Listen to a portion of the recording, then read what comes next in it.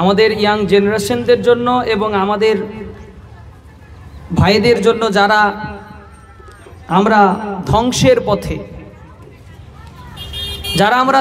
পথে, সে ধ্বংসের পথে থেকে আমাদেরকে অবশ্যই ফিরে আসার দরকার তাদের জন্যই। কারণ আপনারা হয়তো গুটি কয়েক মানুষ এখন রয়েছেন, তবে ইন্টারনেট থেকে প্রতিটা লাইভে, প্রতিটা ইন্টারনেটের যেগুলো আমার ভিডিও হয় সেগুলো প্রায় 5,000, 6,000, 10,000, 20,000 মানুষ প্রায় দেখতেই থাকেন। তাদের দিকে লক্ষ্য রেখেও আমাদের অনেক কথা বলতে হয়। বিষয় হলো দুনিয়ার ভালোবাসা যখন বেড়ে যাবে তখন আখিরাতের চিন্তা ভাবনা চেতনা সব কমে যাবে। আর আল্লাহ রাব্বুল আলামিন ঈমানদারদের দিকে ডাক দিয়ে বলেছেন, ইয়া আইয়ুহাল্লাযীনা আমানুত্তাকুল্লাহ ওয়াল তানজুর নাফসুম মা কদ্দামাত লিগাদি ওয়াত্তাকুল্লাহ। আল্লাহ বলছেন, হে দুনিয়ার ঈমানদারগণ, তোমরা আল্লাহকে ভয় করো। আল্লাহকে কি কোয়ালিটির ভয় করতে হয় গো? আল্লাহ এত দয়ালু, এত দয়াবান, এত রহমান, এত রহিম, এত বড়। আল্লাহ সব গুণ যেন দয়ায় ভরপুর করে দেওয়া আছে। তারপরে আল্লাহকে বারবার মৌলানা সাহেবরা বলেন যে আল্লাহকে ভয় করো, আল্লাহকে ভয় করো। কেন বলা হয় এটা? কিসের জন্য আল্লাহকে ভয় করার কথা বলা হয়? আল্লাহকে তো ভালোবাসবো, আল্লাহর প্রতি সবসময় নির্ভীক থাকবো, আল্লাহকে ভয় করবোই বা কেন? এরকম একটা ব্যাপার থাকে। আল্লাহ তো আমাদের খুব কাছের, বিহাবলিল ওয়ারিদ। আল্লাহ তো আমাদের একদম মানে খুব কাছাকাছি রয়েছেন, একদম রগের শিকড়ের কাছাকাছি একদম আল্লাহ সুবহানাহু ওয়া তাআলা। তাহলে এত কাছের একজন আল্লাহকে আমরা কি করে ভয় করব? এরকম একটা ব্যাপার মনে হয়। ভয় করার কথা কেন আসে? আসলে ব্যাপারটা হলো সম্মানের ভয়, ইজ্জতের ভয়। আমার দ্বারাই যদি আল্লাহর ইজ্জতের মানে আল্লাহ রাব্বুল আলামিনের কোনো ইজ্জতের তো কোনো ক্ষতি হবে না। আল্লাহ সব সময় ইজ্জতে একই জায়গায়, আল্লাহর মধ্যে কোনো কমি নাই। আপনি শত পৃথিবীর গুনাহ করেও ইজ্জত কমাতে পারবেন না, শত পৃথিবীর ভালো কাজ করেও বাড়াতে পারবেন না। আল্লাহ আল্লাহই হয়, আল্লাহর মধ্যে কোনো কম বেশি নাই।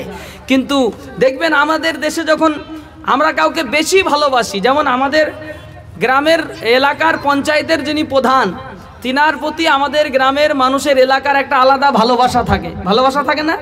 কারণ কি? ওকে আমাদের কাজ নিতে হবে, কাজ নিতে হবে না?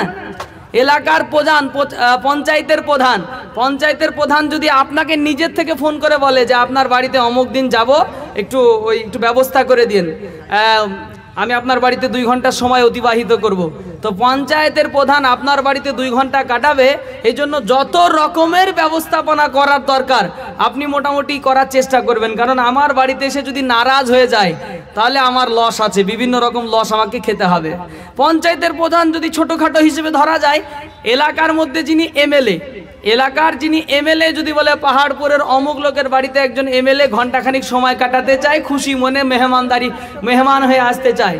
ধরেন পাহাড়পুরের কোনো মানুষের বাড়িতে একজন এমএলএ আসবে, তো এমএলএ যদি আসে আমাদের প্রত্যেকের একটা টেনশন কাজ করবে না যে আমার বাড়িতে এমএলএ আসবে, এর জন্য কি খাওয়াবো, কি করব? কোনো রকম যদি বসতে দিতে গিয়ে বা কোনো রকম কোনো এমন ঘটনা ঘটে যায় যার দ্বারা তো এমএলএ সাহেব রাগ করবেন, এরকম একটা ব্যাপার হবে না? এ কথা বলেন, হবে কি হবে না? করবেন না?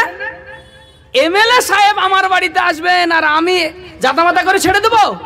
সবচেয়ে ভালো মিষ্টিটা কিনবেন, শীতের সময়ের সবচেয়ে ভালো খেজুরের মিষ্টিটা কিনে আনবেন, বাজারে সবচেয়ে ভালো জিনিসগুলো কিনে আনবেন। পকেটে পয়সা নাই, প্রয়োজনে ধার করবেন। আপনি ধার করে হলেও ওই এমএলএর জন্য ভালো ভালো ফুডের ব্যবস্থা করবেন, ভালো থাকার জায়গার ব্যবস্থা করবেন। নিজের বাড়িতে ভালো চায়ের কাপ নাই, আরেকজনের বাড়ি থেকে ধার করে আনবেন। নিজের বাড়িতে ভালো চাদর নাই, আরেকজনের বাড়ি থেকে ভালো চাদর ভাড়া করে আনবেন। নিজের বাড়িতে ভালো চেয়ার নাই, অন্যজনের বাড়ি থেকে চেয়ার ভাড়া করে আনবেন। আনবেন না? আনবেন না? আনার পরে এমপি এমএলএর কথা শুনবো না।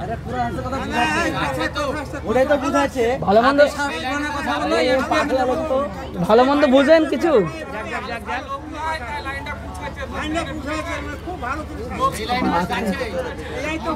মাথায় কিছু নাই। তো যাই হোক, আমরা খেয়াল করি না, ঠিক আছে। তো আল্লাহ রাব্বুল আলামিনের ভয় আমি বলতে চাইছি আল্লাহর ভয়টা কেমন হওয়া দরকার। এটা তো খারাপ কিছু নয়। তো আমরা যখন কোনো একজন এমএলএ এমপি আমাদের বাড়িতে আসবে, আমরা তার বিরাট শ্রদ্ধা সম্মান ইজ্জত আমরা তার করি। ঠিক ওটা কেন করি? যে আমাদের দ্বারাতে কোন রকমের এমন ঘটনা না ঘটে যায় যে এমএলএ সাহেব রাগ করে যাক, নারাজ করুক, খারাপ হয়ে যাক, চাই না। কারণ আমার কোনো না কোনো উপকার আছে এতে, আছে না নাই? ঠিক একই এরকম ভাবে মহান আল্লাহর ভয়টা এরকমই করতে হবে। আমার এশার নামাজের ওয়াক্ত হয়ে গেছে, এশার নামাজের জন্য আল্লাহ কোরআনে বলে দিলেন নামাজটা তো নির্দিষ্ট সময় হবে। ইন্নাস সালাতা কানাত আলাল মুমিনিনা কিতাবাম মাওকুতা। প্রত্যেকটা ইমানদারের জন্য নামাজকে নির্ধারিত সময়ের মধ্যে আল্লাহ তাআলা ফরজ করে দিয়েছেন। যতক্ষণ ওয়াক্ত থাকে এইটাই হচ্ছে আপনার নির্ধারিত নামাজের ওয়াক্ত। এই নামাজের মধ্যে আল্লাহ রাব্বুল আলামিনের বান্দাকে একজন মসজিদের মধ্য থেকে, গ্রামের এলাকা থেকে একজন মুয়াজ্জিনকে ফিট করা হয়, হয় না? হয় না? একজন মুয়াজ্জিনকে ফিট করে বলা হয় আল্লাহু আকবার, আল্লাহু আকবার, এরকম করে আজান দেওয়া হয়। আল্লাহু আকবার বাংলা অর্থ হলো আল্লাহ সব চাইতে বড়, আল্লাহ ইজ দ্য বিগেস্ট। আল্লাহর ডাক পড়েছে, আল্লাহ বলছে বান্দারে তোমার দেশের মেম্বার প্রধান যদি তোমারে ডাক দেয় তার জন্য তুমি একদিন আগে থেকে রেডি হতে থাকো। আর আমি আল্লাহ তোমার মেম্বারের মতো নয়, তোমার দেশের প্রধানের মতো নয়, তোমার দেশের মুখ্যমন্ত্রীর মতো নয়, প্রধানমন্ত্রীর মতো নয়, সারা পৃথিবীর মন্ত্রীর মন্ত্রী, সারা পৃথিবীর বাদশার বাদশার বাদশাহ আমি আল্লাহ রব্বুল আলামিন যখন বলি আমার সঙ্গে আজকে ফজরের সময় দেখা করতে হবে, আমার সঙ্গে আজকে আসরের সময় দেখা করতে হবে। আসরের সময় আল্লাহর সঙ্গে দেখা করার সুযোগ আছে কি সিস্টেমে? আল্লাহর নবী বিশ্ব নবী সাইয়্যিদুল মুরসালিন শফিউল মুজনিবিন রাহমাতাল লিল আলামিন নবী বলছেন বান্দারে তোমাদের মধ্যে যখন কেউ মসজিদে গিয়ে কাতারে নামাজের জন্য দাঁড়ায় যায়, আস-সালাতু মি'রাজুল মুমিনিন, হাদিসের মধ্যে এসেছে প্রত্যেকটা ইমানদারের নামাজ আল্লাহর সঙ্গে মিটিং হয়ে যায়। বলেন সুবহানাল্লাহ। প্রতিটা নামাজ কি হয় বলেন? আল্লাহর সঙ্গে মিটিং হয়। নবীজি বলে গেছেন তোমরা যদি আল্লাহর সঙ্গে দেখা করতে চাও, আল্লাহর ডাকে যদি সাড়া দিতে চাও, রেগুলার তোমাদেরকে আল্লাহ ডাক দিয়েছেন, আল্লাহ বলেছেন আমার সঙ্গে মিটিং করতে হবে, আমার সঙ্গে দেখা করতে হবে। তোমার দেশের এমপি, তোমার দেশের এমএলএর ডাক পড়লে যদি তুমি 3 দিন আগে থেকে প্রস্তুতি নাও, তোমার পাড়াতে যদি একজন বড় নেতা আসে, মুখ্যমন্ত্রী আসে, 4 দিন আগে থেকে প্যান্ডেল বানিয়ে রেডি করতে হবে। হবে না? হবে না? আজকে যেমন আমরা বক্তা এসেছি, আজকে বড় বড় বর্ধমান থেকে বক্তারা আসবেন, ওনাদের জন্য গত 2 দিন থেকে প্রস্তুতি চলছে না? শুধু প্যান্ডেল প্রস্তুতি 2 দিন লাগছে না? তো 2 দিন যদি আমাদের মতো সাধারণ মানুষের জন্য 2 দিন থেকে প্রস্তুতি চলে, ও বান্দা কেন বোঝো না? আখিরাতে কিয়ামতের দিনে তোমাকে একটা বড় লম্বা সময় কাটাতে হবে। একটা দিন হবে 50,000 বছরের দিন। ওই লম্বা সময়ে ভালো থাকার জন্য এখন থেকে কি তোমাকে প্রস্তুতি নিতে হবে না? আমার কথা বুঝতে পারছেন না? সামান্য একটা অনুষ্ঠান তোলার জন্য যদি এত বড় প্রস্তুতি হয়, কিয়ামতের দিনে সেই দিন তোমার ভালো থাকার জন্য কত বড় প্রস্তুতি লাগবে। আল্লাহ ডাক দিয়েছেন, আল্লাহর বান্দাকে বলছেন আল্লাহ যে আকিমুস সালাত, বান্দা তুমি নামাজ কায়েম করো। অর্থাৎ নামাজের জন্য অনুষ্ঠান করা হয়েছে। এই অনুষ্ঠানে আমি আল্লাহ বসে বসে দেখব তোমরা কারা আমার সঙ্গে মিটিং করতে আসছো। যারা আমার সঙ্গে মিটিং করবা তারাই আমার সঙ্গে ফিটিং হয়ে যাবা। যারা আল্লাহর সঙ্গে করবে মিটিং তারাই হবে পুরাপুরি ফিটিং। আর যারা আল্লাহর সঙ্গে মিটিং করে ফিটিং হয়ে যাবে তারাই জান্নাতের জন্য সেটিং হয়ে যাবে। হবে না? হবে না? আর যদি আল্লাহর সঙ্গে তোমার মিটিং না থাকে, আল্লাহর সঙ্গে তোমার যদি ফিটিং না থাকে, জান্নাতের সঙ্গে তোমার কোনো সেটিং থাকবে না। এই জন্যই তো বিষয়টা বোঝানোর চেষ্টা করছিলাম। সামান্য পৃথিবীর একটু পদওয়ালা, একটু তার পদ বেড়ে গেছে, একটা বিশাল পদ পেয়েছে। এই পদের কারণে বান্দারে, ও দুনিয়ার মুসলমান শুনে নাও, সামান্য পদের কারণে তাকে আমরা এমন চোখে দেখি, অথচ মহান আল্লাহ রব্বুল আলামিন তার ডাকে আমরা সাড়া দিতে ভুলে যাই। কালকে যদি বড় একটা মিছিল হয়, ও মুসলমান জাতি বুকে হাত দেব, কালকে যদি একটা বড় মিছিল হয়, সেটা তৃণমূলের হোক, চাই সেটা কংগ্রেসের হোক, চাই সেটা সিপিএমের হোক, যেখানকার মন সেখানকার হোক, কালকে যদি বড় একটা মিছিল হয়, সেই দলের যারা কর্মী হবে, সেই দলের যারা মহব্বতকারী হবে, সারাটা দিন তার পিছনে লাগিয়ে দেবে। আজান দেওয়ার সময় মুসলমানের কানে আজান ঢুকবে না। এই কথা বলতে গিয়ে যদি বড় কষ্ট লাগে, বড় খারাপ লাগে, নাথিং টু ডু, কিছু করার নাই, কারণ আল্লাহ রাব্বুল আলামিনের চাইতে বান্দার ভালোবাসা যদি বেশি হয়ে যায়, জান্নাত তোমার জন্য পরিষ্কার হারাম হয়ে যাবে। শুধু আল্লাহর ভালোবাসা তো দূরের কথা, আল্লাহর ভালোবাসা তো অনেক দূরের কথা। আমার নবী বিশ্ব নবী মুহাম্মদুর রাসূলুল্লাহ সাল্লাল্লাহু আলাইহি ওয়াসাল্লাম, এই নবীর ভালোবাসা যদি তোমার দিল থেকে একটু পরিমাণ আমার নবীকে যদি বড় নেতা না মনে করে পৃথিবীর আর কাউকে যদি তুমি নেতা বলে মেনে নাও, সবচাইতে বড় আর একজনকে যদি মেনে নাও, আমার নবীর হাদিসটা শুনে নাও, লা ইউমিনু আহাদুকুম হাত্তা আকুনা আহাব্বা ইলাইহি মিন ওয়ালিদিহি ওয়া ওয়ালাদিহি ওয়ান নাসি আজমাইন। হাদিসের অনুবাদটা শুনলেই বুঝতে পারবেন, লা ইউমিনু আহাদুকুম, তোমার মতো পাড়পুরের মানুষ তোমাদের মতো একজনও ইমানদার হতে পারবে না। ভারতবর্ষের একটা বান্দা ইমানদার হতে পারবে না, আফ্রিকার মানুষ একজন ইমানদার হতে পারবে না। যেই দেশে আমার নবীর জন্ম, ওই মক্কা মদিনার একজনও তোমরা ইমানদার হতে পারবে না। লা ইউমিনু আহাদুকুম, তোমাদের মধ্যে কেউ ইমানদার হতে পারবে না হাত্তা ইয়াকুনা হাব্বা ইলাইহি, যতক্ষণ পর্যন্ত আমি নবী তোমার মায়ের চাইতেও বেশি পছন্দের না হব, তোমার বাপের চাইতেও বেশি পছন্দের না হব। তোমার বিবি যার জন্য প্রতিদিন সুন্দরী বউয়ের জন্য তুমি সুন্দর সুন্দর খাবার নিয়ে আসো, ছেলের মহাব্বতে প্রতিদিন বাজার থেকে বিরিয়ানি কিনে আনো, আপেল বেদানা আঙ্গুর কিনে আনো, রমজান মাসে সুন্দর সুন্দর ফল সন্তানদের জন্য কিনে আনবা। আল্লাহ বলেন, বান্দারে এত ভালোবাসা তোমার সন্তানের প্রতি আছে, সন্তান যদি একবেলা না খেতে পায় বুকটা যেন ফেটে যায়, এমন ভালোবাসা যদি তোমার সন্তানের যে ভালোবাসা তোমার দিলের মধ্যে আছে, একজন বাপ হিসেবে তার সন্তানের ভালোবাসা বাপের দিলে যা আছে, একজন মা হিসেবে তার সন্তানের যা ভালোবাসা আছে, একজন সন্তান হিসেবে তার মায়ের প্রতি তার যত ভালোবাসা আছে, তার চাইতে শত শত কোটি গুণে যদি ভালোবাসা আমার রসুলের ওপরে না থাকে, তুমি পাক্কা ইমানদার বলে পরিচয় পাবে না। কথা বুঝতে পারছেন না? পাক্কা ইমানদারের পরিচয় পেতে গেলে অনেকগুলা গুণ লাগবে, অনেকগুলা গুণ লাগবে পাক্কা ইমানদারের পরিচয়। পাক্কা ইমানদারের আর এক পরিচয় শুনে নাও, তোমাদের মধ্যে যারা গালি গালাজ করে, আমার নবী বলছেন তারা আমার দলের মধ্যে পড়ে না। যাদের মুখের কথায় কথায় গালি গালাজ করে, মা তুলে গালি দেয়, বোন তুলে গালি দেয়, দেখবেন আর কাউকে গালি দিতে ভালো লাগুক আর না লাগুক, নিজের বিবিকে বেশি বেশি মা তুলে গালি দেয়, মা তুলে গালি দেয়, বোন তুলে গালি দেয়, দেয় না? হাদিসের মধ্যে এসে যেই মুসলমান গালি দেওয়ার মুখ, যার মুখে গালি আছে, আমার নবী বলেন ওই মুখটা শুনে নাও, যেই মুখটায় গালি দিল, অন্য কারোর মা তুলে গালি দিল, অন্য কারোর বোন তুলে গালি দিল, নবী বলেন অন্য কারোর মাকে গালিটা লাগুক চাই না লাগুক, তোমার মায়ের কাছে ঠিকই ফিরে আসবে।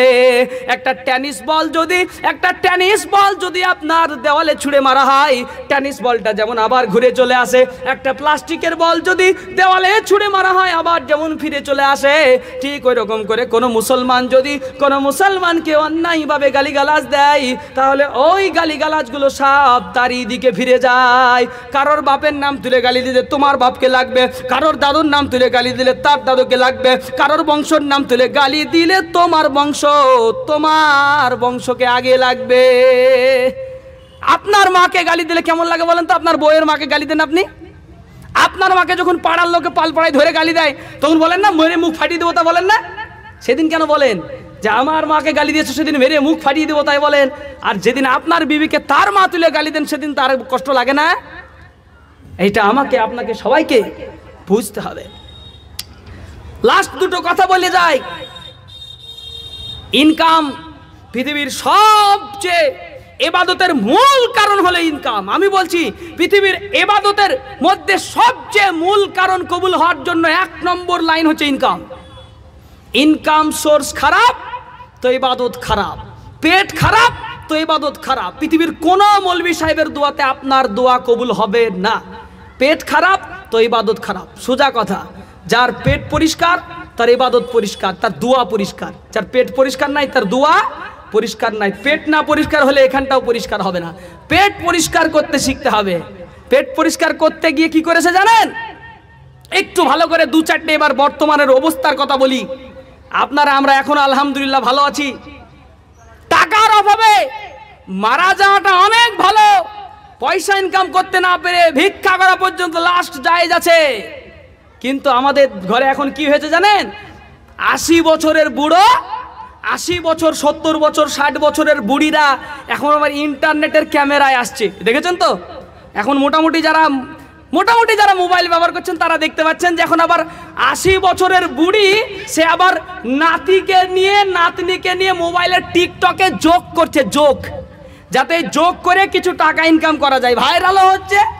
বুড়ো দাদু সাইকেল চালিয়ে যাচ্ছে, দাদু ভাই আমার মতো ট্যালেন্ট তোমাদের নাই, এরকম করে সুন্দর করে একদম ইন্টারনেটের ভিডিওতে এসে মোবাইলের মাধ্যমে ইনকাম করার চেষ্টা করছে, কিন্তু একবারও ভাবনা চিন্তা করেনি যে আমি যে লাইনটা ধরে ইনকাম করার পথ খুঁজে বের করেছি ওই পথটা হালাল না হারাম। কথা বলতে গেলে মনে হবে যেন মোবাইলের কথা বলছে, টিকটকের কথা বলছে, এটা আবার কোরআন হাদিসের কোথায় আছে? যদি জিজ্ঞেস করতে চান কোরআন হাদিসের কোথায় আছে, কোরআন তখন পরিষ্কার করে বলে দেবে, ওয়ামিনান নাসি মাইয়াশতারি লাহওয়াল হাদিস। সূরা লুকমান 6 নম্বর আয়াত। আমার আল্লাহ রাব্বুল আলামিন বলছেন একটা জামানা আসবে ওয়ামিনান নাস, মানুষের মধ্যে একটা দল বেরিয়ে আসবে, ওয়ামিনান নাসি মাইয়াশতারি, তারা পয়সা খরচ করে কিনবে লাহওয়াল হাদিস, একদম বেকার কথাবার্তাগুলো পয়সা খরচ করে কিনবে, বেকার ভিডিওগুলো পয়সা খরচ করে দেখবে, বেকার নোংরা জিনিসগুলো মুসলমান বসে বসে দেখবে, আর ওই বেঈমানের দলেরা, মুনাফিকের দলেরা বসে বসে টাকা কামাবে। সেই জামানাটাই চলে এসেছে। আপনি সারাদিন বসে বসে টিকটকের ভিডিওগুলো বসে দিন 200 টাকা করে দেখেন, আর ওই 200 টিকটকের ভিডিও পক্ষ থেকে যারা বানায় ওরা বসে বসে মজা মেরে টাকা নেয়, তাও আমাদের দেখতে ভালো লাগে। কে একটু ডান্স করে, কে একটু নোংরা গেম খেলে, কে পানিতে চাপাচাপি করে, নাচানাচি করে, পৃথিবীর সমস্ত নোংরা কাজ এখন মোবাইলের শর্ট ভিডিওতে দেখা যায়। ওইগুলো আমরা বসে বসে ঘন্টার পর ঘন্টা দেখি। আপনি দেখে মনে করছেন লাভবান হলেন না, অন্যায় যে করে আর অন্যায় যে সহে দুজনাই অপরাধী না? আপনি বসে বসে কোন মেয়েটা নাচছে এটা বাড়িতে বসে বসে দেখছেন, ওই দেখে যে সাপোর্টটা করছেন এর কারণে একজনের ইনকাম হচ্ছে, তো সে তো অন্যায় করছে, তারপরে আপনি আবার সাপোর্ট করে ডবল অন্যায় করছেন। এক বুড়ে দাদু একদম ভেঙেছে, একদম লুঙ্গি তুলে নেমে একদম ময়দানে ভালোভাবে কোনো না কোনো একটা ভিডিও বানাচ্ছে, আপনি ওটা দেখে হাসছেন, লাইক করছেন, যোগ করছেন, এতে ও ইনকাম করছে। ইনকাম শুধু গুনাহটা শুধু তার হচ্ছে না, গুনাহটার ভাগীদার কিন্তু আপনিও হচ্ছেন।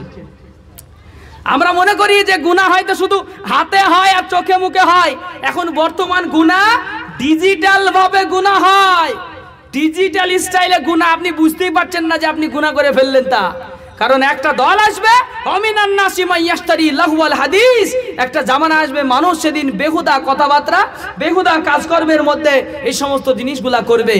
1 নাম্বার 2, আমাদেরকে এই ইনকাম থেকে সত্যি করে বলছি, আপনার সন্তান, আপনি নিজেও যদি ভালো হতে চান, একজন দিনদার সন্তান বানাতে চান, আমরা বাপেরা, আমরা মায়েরা নিয়ত করে ফেলেছি যে আমাদের সন্তান ভালো হোক চাই না হোক, প্রতিটা সন্তান বেশি বেশি করে এই জামানায় টাকা পয়সা ইনকাম করা শিখুক, বেশি বেশি করে টাকা পয়সা ইনকাম করা শিখুক, তাতে পদ্ধতি যাই হোক না কেন। সাপোর্ট করেছে কে সাপোর্ট করেছে? চায়ের দোকানে বসে বসে বুড়ে মানুষ কারা শফিক দেখে? চায়ের দোকানে বসে শফিকটা দেখে কারা? আপনার আমার মতন বুড়ে মানুষগুলা বসে বসে শফিক দেখছে। আর শফিককে কি শিখায় জানেন? শফিক বলে যে একটা ভাইরাল বিষয় আছে, এতে শেখানোর উদ্দেশ্যটা কি? শুধু উদ্দেশ্য হলো আজকে যে আমার বউ আছে কালকে আমার সে মা সাজবে। আপনি জানেন বউকে মা বলাটা কি ইসলামের বিধানে? দেখবেন নাটকের মধ্যে করছে না, কালকে আমার বউ ছিল, পরশুদিন আমার মা হয়েছে, তারপরের দিন আমার শাশুড়ি হয়েছে। ইসলামকে যা ইচ্ছা তাই নোংরা জায়গায় নিয়ে চলে যায়। আর শুধু তাই নয়, প্রতিটা ভিডিওর পিছনে একটাই কারণ, শুধু হচ্ছে প্রেমকে প্রমোট করা, সমাজে প্রেমকে তুলে ধরা, বাচ্চাদের মাঝে নোংরাকে তুলে ধরা। এটাই হচ্ছে আমাদের দেশের ওই বাচ্চা ছেলেদের ভিডিওর কারণ। আপনার সামনে দাঁড়িয়ে একটা বাচ্চা ছেলে ভিডিও বানাচ্ছে, তাদের ভিডিওর স্টাইলটা কি? আমি নিজে দেখা কথা বলছি, ওই মদের বোতলের মতো বোতল হাতে নিয়ে পানি ভরে ওরাও সেই ঢকঢক করে গিলছে, আর আপনার বিভিন্ন রকম মদ জাতীয় যে সমস্ত গানগুলো আছে ওই গানগুলোকে তার সঙ্গে ফিট করে দিয়ে ভিডিও বানিয়ে টিকটক ভিডিও ছাড়ছে। তাদের কি পরিস্থিতি? আপনি বাপ হিসেবে জাতির কলঙ্ক, কথা শুনতে ভালো লাগবে না, হয়তো ভালো লাগবে না, কিন্তু হারাম ইনকাম এটা। এই ইনকাম যে বাপ খাবে। আপনার বেটা যদি এইরকম পরিস্থিতিতে শফিকের মতো ভিডিও বানিয়ে অথবা কোনো নোংরা ভিডিও বানিয়ে ভাইরাল হয়ে আপনার হাতে 1 লক্ষ টাকা তুলে দেয়, একটা টাকাও খাওয়া যাবে জায়েজ হবে না, প্রত্যেকটা টাকা আপনার হারাম হবে। আপনার জীবনেও দোয়া কবুল হবে না, আপনার সন্তানও জীবনে মানুষের মতো মানুষ হবে না। যদি পারেন আপনার মেয়েটাকে এখনই টেনে আনুন, আজকে আপনাকে টেনে নিয়ে চলে আসতে হবে। খবরদার ভিডিও বানাতে পারবি না। আরে টিকটকের নোংরা ভিডিও বানানো তো দূরের কথা, একজন সাবালিকা মেয়ের জন্য গজল গাওয়াও জায়েজ নাই। একজন সাবালিকা মেয়ের জন্য গজল করে গজল ইন্টারনেটে ছেড়ে সেই গজল থেকে ইনকাম করাও জায়েজ নাই, পরিষ্কার হারাম। আমার কথা যদি বিশ্বাস না হয় তাহলে আপনাদের গ্রামে মুফতি সাহেব আছে, পরে জেনে নেবেন কথা কি ঠিক না ভুল। আমি তো মনে করি আমরা যে কোনো প্রতিভার ক্ষেত্রে আমরা বাপ মা খুশি হয়ে যায়, যে কোনো প্রতিভা কি না। তো এবারে আমার সন্তান স্কুলের নর্তক, স্কুলের নাচ প্রতিযোগিতায়, ডান্স প্রতিযোগিতায় ফার্স্ট হয়েছে, বুকে বাপের বুকটা একদম চৌচির হয়ে লম্বা 3 হাত হয়ে গেছে, মানে আমার মেয়ে নাচে ফার্স্ট হয়েছে। তো তুমি মুসলমান, তোমার মেয়ে নাচে ফার্স্ট হবে কেন গো? কিসের জন্য তোমার মেয়ে নাচে ফার্স্ট হবে? ওখানে নামই দিবে না। হিন্দু, মুসলিম, খ্রিস্টান, জৈন, বৌদ্ধ, জাতি, ধর্ম, বর্ণ নির্বিশেষে সবাই স্কুলে পড়াশোনা করে, এই জন্য সব রকমই প্রতিযোগিতা সেখানে রাখতে হয়। তাহলে আপনার সন্তানকে ওই নাচের গানের প্রতিযোগিতায় অংশগ্রহণ করাতে পারবেন না। আপনার সন্তানকে মিউজিক্যাল চেয়ারে আপনি নিয়ে যেতে পারবেন না। মিউজিক্যাল চেয়ার পরিষ্কার হারাম। এমনি চেয়ারে বসার সুযোগ হয়নি, মিউজিক্যাল চেয়ার করেছে। মিউজিক হারাম না ইসলামে? শুনেননি? আপনার মেয়ে মিউজিক্যাল চেয়ারে থালি নিয়ে চলে এসেছে, আপনার বুকটা একদম থালির মতো লম্বা হয়ে গেছে, বিরাট খুশি আপনি। হ্যাঁ, কারণ আপনার মেয়েটা যে মিউজিক্যাল চেয়ার খেলাতে ফার্স্ট হয়েছে, কারণ জানে না যে ওখানে মিউজিক গান চালু করতে হয়েছে। খেলাটা দিতে গিয়ে গান চালু করতে গিয়েছে। আপনার মাথা তো ঘেলু ফেলু কিচ্ছু নাই, আপনি তো সব বিশ্বাস করেন না। আপনি ভাববেন আমার থালি এসেছে, আমার টিফিন এসেছে, আমার বাটি এসেছে, এখন আমি কালকে থেকে ওই বাটিতে খাবো, সকালবেলায় কাজে যাবো, আমার মেয়ের টিফিন নিয়ে খাবার ঢুকিয়ে নিয়ে চলে যাব, খুব খুশির খবর না। ইসলাম ইসলামের মতো মানতে শিখবেন। আমি বলছি আপনার মেয়ের 10 টাকার ইনকামের একটা টিফিনে আপনি বড় লোক হয়ে যাবেন না, আপনি অভাবে হয়ে যাবেন না, আপনি গরিব হয়ে যাবেন না, আপনি খেতে পাবেন না, এমনও হবে না। এই জন্য বলবো মেয়েদের প্রত্যেকটা প্রতিভাকে কবুল করা যাবে না, ছেলেদের প্রত্যেকটা প্রতিভাকে কবুল করা যাবে না। অনেক সন্তান ভালো গান গাইতে পারে, তার জন্য প্রতিভা সম্পন্ন ট্যালেন্টেড বয়, বলছে he is talented boy, he is a talented boy, সে একটা বিরাট প্রতিভা সম্পন্ন ছেলে। না তো কি, ভালো গান গাইতে পারে, ভালো আশা ভোসলের গান গাইতে পারে, ভালো লতা মঙ্গেশকরের গান গাইতে পারে, ভালো মোহাম্মদ রফিকের গান গাইতে পারে, ভালো অরিজিৎ সিং এর গানটাকে নকল করে গাইতে পারে। এই জন্য ওর সন্তানটা নাকি প্রতিভা সম্পন্ন সন্তান। কিসের প্রতিভা গো তোমার ছেলের? কোরআন পড়া ছেলে নাই। আজকে যদি এখনই কোরআনের প্রতিযোগিতা করা হয় তাহলে পাহাড় উপরে আজকের এলাকায় পুরো গ্রামের মধ্যে 100 ছেলের মধ্যে 95টা সন্তান খুঁজে পাওয়া যাবে না যে কোরআনের প্রতিযোগিতায় অংশগ্রহণ করবে। পাওয়া যাবে খুঁজে? না, কোরআনের প্রতিযোগিতায় অংশগ্রহণ করার ছেলে খুঁজে পাওয়া যাবে না, কিন্তু হাফ প্যান্ট পরে দৌড়ানোর লাইনে বেশ খুঁজে পাওয়া যাবে। কোরআনের মধ্যে খুঁজে পাওয়া যাবে না, কিন্তু ওই গানের প্রতিযোগিতায় ঠিকই খুঁজে পাওয়া যাবে। কোরআনের প্রতিযোগিতার সময় খুঁজে পাওয়া যাবে না, কিন্তু পৃথিবীর নোংরা ওই সমস্ত কম্পিটিশনে খুঁজে পাওয়া যাবে। আমরা মনে করি এটা বিনোদন। আপনি অত সহজ করে নেন কিভাবে, অত সহজ করে লেন কিভাবে? ওটা আপনি যাকে তাকে বিনোদন বলে চালিয়ে দেবেন তা হবে? যেটা হারাম সেটা হারামই হয়, সেটা বিনোদনের মধ্যে নিয়ে গেলে হবে না। ইসলাম হালাল বিনোদন করতে শিখিয়েছে। ইসলামে হালাল বিনোদন আপনাকে করতে হবে, হালাল বিনোদনের বাইরে there is no chance about this, আপনার এখানে কোনো সুযোগ নাই। এই জন্য বলবো সন্তানদেরকে প্রতিভা সম্পন্ন বানান, সন্তান ভালো শিক্ষিত বানান। সন্তানদের বিজ্ঞানী এপিজে আব্দুল কালাম আজাদকে চিনান, মাওলানা আবুল কালাম আজাদকে চিনান, ইবনে সিনাকে চিনান। এখনো তোদের নাম জানেন না। ইবনে সিনাকে চিনতে শিখান, কাকে বলে ইবনে সিনা, কাকে বলে মাওলানা আবুল কালাম আজাদ, কাকে বলে এপিজে আব্দুল কালাম আজাদ, একটু চিনতে শিখান। দেখবেন সন্তানটা কোথায় গিয়ে দাঁড়ায়। তারাও তো দেশের জন্য অনেক কিছু করে গেছে, তারাও তো দেশের জন্য লড়াই করে গেছে। তারা আজকে চিরস্মরণীয় আছে ভালো কাজের জন্য, গান বাজনা নোংরামির জন্য নয়। এই জন্য আমাদের সন্তানদেরকে প্রতিভা সম্পন্ন বানাতে হবে ইসলামের জন্য, দিনের জন্য। দয়া করে মেহেরবানি করে আপনার সন্তান ইন্টারনেট থেকে ভিডিও করে ইনকাম করে আনুক, আর আপনি বসে বসে খাবেন, এমন বাপ সাজতে যেন না, নাহলে কিয়ামতের দিনে ধরা আপনাকে অবশ্যই অবশ্যই পড়তে হবে। এই জন্য আমাদের খুব খেয়াল রাখতে হবে যে আমরা যেন আমাদের সন্তানদের এমন ইনকামের প্রতি খেয়াল না রাখি যে ইনকাম করলে আমার ইবাদতও কবুল হবে না, আমার সন্তানের ইবাদতও কবুল হবে না। কথাটা খারাপ কিন্তু অত্যন্ত প্রয়োজনীয় কথা। ঘরে ঘরে ইউটিউবার তৈরি হয়েছে, ঘরে ঘরে ভিডিও ম্যান তৈরি হয়েছে, রাস্তাঘাটে চলতে ফিরতে উঠতে বসতে সব জায়গায় সেলফি, সব জায়গায় গান বাজনা, সব জায়গায় আপনার ফটো তুলাতুলি। না, আপনাকে আমাকে বন্ধ করতে হবে, আপনাকে আমাকে এই সমাজের পরিবর্তন করতে হবে, না হলে কিন্তু হবে না। নাম্বার আর দু একটি কথা বলে আমি ইতি করব। আব্বা জানেরা আমার, ভাই জানেরা আমার মেয়ে আজকের জালসাতে বা কালকের ঈদের দিনে যদি ঘোরার সময় দেখতে সবচেয়ে সুন্দরী প্রমাণিত করতে পারি আমি মা। অনেক মা আছে এমন করে সাজাবে, রাস্তায় ঘুরলে একটা ছেলে তোকে না দেখে যেতে পারবে না, এমন কোয়ালিটিতে সাজাবো আজকে। বুঝতে পারছেন না?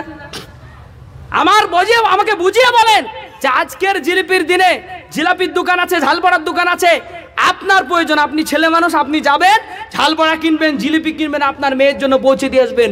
অনেক বাপ আবার এমনও আছে যদি বলা হয় যাও তো একটু বাজার করে আনো, বলে তোমরাই যাও, পয়সা দিচ্ছে তোকে পকেট থেকে, পয়সার জোর দেখে পকেট থেকে বের করে ওকে পাঠিয়ে দিয়েছেন। আপনি পাঠিয়েছেন তো খারাপ হবে না তো হবে কি? আপনার দায়িত্ব ছিল একজন ঘর থেকে বেরোবি না। আপনি যদি জাতির বাপ হন, আপনি যদি একজন মুসলমান সত্যি বাপ হন, পুরুষ যদি হন, তাহলে আপনি বলবেন একজনা ঘর থেকে বেরোবি না।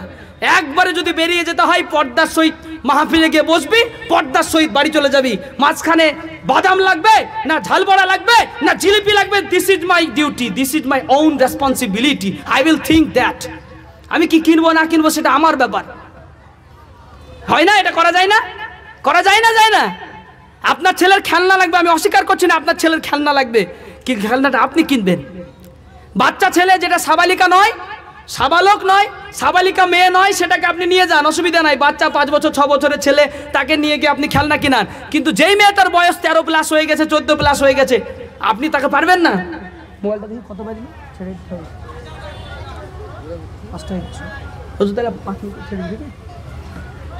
তাহলে আপনাকে এটা খেয়াল রাখতে হবে। শুধু ওয়াজ শোনা নয়, আমল করা অত্যন্ত জরুরি। ওয়াজ শোনাটা অত্যন্ত সহজ কাজ। ক্লাসে মাওলানা পড়াটা, ক্লাসে বসে বসে পড়াশোনা করা, ক্লাসে হাদিসগুলো শোনা অত্যন্ত সহজ কাজ, বইয়ে পড়া অত্যন্ত সহজ কাজ। কিন্তু বাস্তবে বাস্তবায়িত করা, বাস্তবায়ন করা অত্যন্ত কঠিন কাজ। একটা করে বাস্তবায়ন করতে হবে। কিন্তু যেটা আমরা পারবো সেটাও আমরা করি না। কারণ কি? আজকে মনে করি আমার পয়সা দিয়ে কিনে দেওয়া অত দামি পোশাকটা আমার মেয়েকে কিনে দিয়েছি, ওটা যদি মার্কেটে শো করতে না পারে তাহলে আবার পয়সা দিয়ে ওই পোশাক কেনার মানেই বা কি হলো? হ্যাঁ, তাই না? পোশাক আপনি দেখাবেন, আপনার মেয়ে যখন সাবালিকা হবে নিয়াত করবেন আমার যত মেয়ের সৌন্দর্য আছে সব আমার জামাই দেখবে। কে দেখবে বলে? আমার মেয়ের যত সৌন্দর্য আছে সব আমার জামাই দেখবে। আমার জামাই দিনদার হবে, ইমানদার হবে, সেই জামাইকে আমার দিনদারিনী মেয়ে, পরহেজগারিনী আবিবা সালিহা মেয়ে আছে, এই মেয়েটাকে আমার জামাই দেখবে। পৃথিবীর আর কোনো মায়ের লালে দেখার জন্য আমার মেয়েকে আমি জন্ম দিইনি।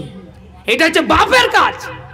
তুমি কিসের বাপ যে পৃথিবীর সবারই জন্য একবারে সরকারি, যেমন স্কুলের দেখবেন বাখানিওয়ালারা সরকারি কাকু হয় না, দেখবেন মাস্টার মশাইরাও কাকু বলছে, আবার দেখবেন ছাত্ররাও কাকু বলছে। আমরা যেমন হাতিনগরে পড়তাম তখন হাতিনগরের একটা আইসক্রিমওয়ালা ছিল, আমরাও মামু বলতাম, আমাদের শিক্ষকরা মামু বলতো। ঠিক ওরকম আমাদের বাপেরা আছে, আমার জামাইয়ের জন্য ফ্রি, পাড়ার ছেলেপেলের জন্য ফ্রি আমার বিটি, তাই তো না? কি বলছে গো? সবারই জন্য সরকারি বিটি তৈরি করেছেন নাকি? আপনার দায়িত্ব আপনাকে পূরণ করতে হবে। আপনি বাপ, আমরা এতটুকু জানি না যে আমার মেয়ের বিয়ের দিনে কত যুবক আমার জামাই দেখা তো দূরের কথা, আমার জামাইয়ের বন্ধুরা আমার জামাইয়ের থেকে বেশি দেখে। কারণ খ্যাচ করে শুধু ছবি তুলতেই ব্যস্ত ছিল। সেদিন বিয়ের দিনে যেদিন মিষ্টি খাওয়াচ্ছিলেন, মুখে পান ঢুকিয়ে দিচ্ছিলেন, সেট টিফিন বানছিলেন, খেয়াল করেননি ওই সময় জামাইয়ের বন্ধুগুলা সব শুধু ছবি তুলছিল, এদিক থেকে ওদিক থেকে, এদিক থেকে ওদিক থেকে তুলছিল না ছবি। আপনি কি জানেন আজকের জামানার খবর, আজকের এই মোবাইলের খবর আপনি কি জানেন? আপনার মেয়েকে নেকেড করে ছেড়ে দেবে, উলঙ্গ করে। কারণ আপনার জামাইয়ের বন্ধুদের ভালো বউ হয়নি, আপনার মেয়েটা দেখতে সুন্দরী ছিল, দেখে পছন্দ হয়েছে, রাতের বেলায় তখন সফটওয়্যারে মেয়েটাকে নিয়ে যাওয়ার পরে উলঙ্গ করে দেখছে, বলে এই স্বামীও যদি এরকম একটা পেতাম। আপনি জানেন না আপনার মেয়ের ইজ্জত নিয়ে ছিনিমিনি খেলা হচ্ছে, আর আপনি সেদিন দাঁড়িয়ে দাঁড়িয়ে ছবি তুলতে দিলেন। বিয়ের দিনে বড় করে একটা কম্পিউটারের দোকানে যাবেন, যে লিখে রাখবেন no photo, no photo, no pick up, no picture, লিখে দেওয়ার পর নো সেলফি, সব লিখে দেওয়ার পরে গোটা বাড়িতে বড় বড় করে কাগজ দিয়ে টাঙিয়ে দেবেন। একটা যদি ছবি উঠেছে আপনাদের কপালে কষ্ট আছে। বরযাত্রীদেরকে বলতে হবে দেখি আপনি কত। তাহলে আপনি সত্যিই যোগ্য বাপ, আপনি জামাইয়ের মান সম্মান রেখেছেন, আপনার মেয়ের ইজ্জত বজায় রেখেছেন। আর নাহলে আপনি নিজে আপনার জামাইয়ের বন্ধুদেরকে ছবি তুলতে দিয়ে আপনি নিজে ইজ্জত নষ্ট করেছেন। কেন করতে দেবেন? আপনার জামাইকে পয়সা খরচ করে আপনার মেয়েকে তুলে দিয়েছেন জামাইয়ের জন্য, আর কারোর জন্য নাই। খেয়াল রাখবেন এসব কথাগুলো, কাজে লাগবে, অত্যন্ত গুরুত্বপূর্ণ। আপনার মেয়ে যদি দিনদার হয় তাহলে আগামী দিন আপনার নাতিও দিনদার হচ্ছে। আপনার মেয়ে যদি দিনদার হয় আগামী দিন আপনার নাতনিও সেদিন দিনদার হচ্ছে। আপনার নাতিকে সেদিন আলেমে দিন বানাতে পারবেন। মাদ্রাসায় ভর্তি করা সহজ, কিন্তু বদমাস সন্তানকে কোনোদিন আলেম করা সম্ভব নয়। মাদ্রাসায় ভর্তি করা সহজ, কিন্তু যে বাপ নিজে দিন মানতে পারে না, মদ মাতালি করে বেড়ায়, সেই সন্তানকে আলেম করা অত্যন্ত কঠিন। মাদ্রাসায় ভর্তি করা সহজ, কিন্তু হাফেজ করা অত সহজ না। তার আগে মাকে ঠিক হতে হবে। সকালবেলায় গোবর তোলার ভয়ে আগে গোবরে হাত ভরে দিয়ে নামাজ নষ্ট করা মায়ের সন্তান কোনোদিন ভালো হাফেজ হবে না, ভালো আলেম হবে না। কথা বুঝতে পারছেন না? ভালো আলেম হতে গেলে ভালো বাপ হতে হবে, ভালো আলেম হতে গেলে ভালো মা হতে পারে। মার বাপ যতদিন ভালো না হবেন, আমি গ্যারান্টি দিলাম সেই সন্তান কোনোদিন ভালো হতে পারে না। যে সন্তান বড় মুফতি সাহেব, যে সন্তান বড় আলেম, তার বাপের খোঁজ নেন। আমি সত্যি বলছি, তার বাপের কোনো না কোনো দিনদারি আছেই।